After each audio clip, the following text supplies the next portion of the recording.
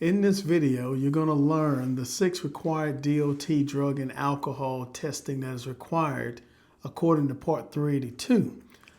Before I do that, again, we always want to reference our Federal Motor Carrier Safety Regulation Manual, which I have in front of me. Before we get into these 6 tests, I want to give you the definition of a commercial motor vehicle, and I'm going to abbreviate this just for the sake of time.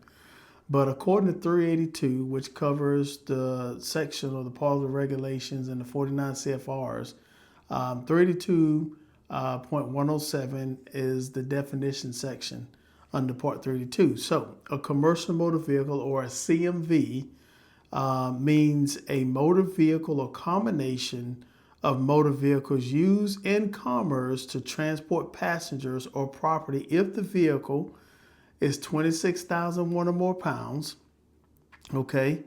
And that is the gross vehicle weight. It is designed to transport 16 or more passengers, including the driver, or is of any size and used in the transportation of materials to be hazardous or have a applicable amount of hazmat. So when I say CMV, there are 2 magic lottery numbers, 10,001 or more pounds. We just have a non-CMV vehicle that does not require a CDL. And then now when we have vehicles that meet this requirement under 38107 for CMV that's over 26,001 or has 16 or more passengers, including the driver, or applicable amount of hazmat, these vehicles now are required to have a CDL, okay? So let's get into the 6 tests that are required by Part 32 for a CDL driver to be subject to it, okay?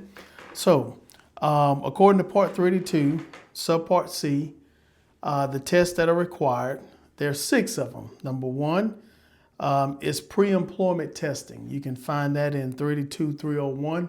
And we're going to get into the specifics in another video on each one of these, okay? And we'll look at a few of the interpretation questions. So number 1 is pre-employment testing. The second one is 32303, talks about post-accident testing, testing that's required after a crash. Your driver's been involved in a crash, that's required. You have 32305, talks about random testing, that's drug and alcohol. A lot of questions come into me about that. 32307 gets into reasonable suspicion training or reasonable suspicion testing. And then we have 32309, return to duty testing, which is after a driver has refused or has tested positive, they have to do a return to duty test. And then the last one is 32311, follow-up testing, okay?